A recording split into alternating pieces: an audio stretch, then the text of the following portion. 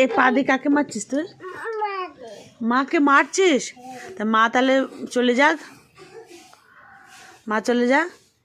তুই পড়া করবি না? পচা?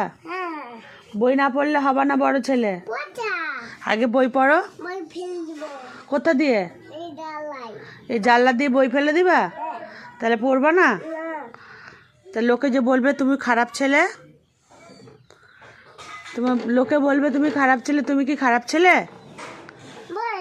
এই না, ভালো বই, পচা বই পড়ে বড় হতে হয়।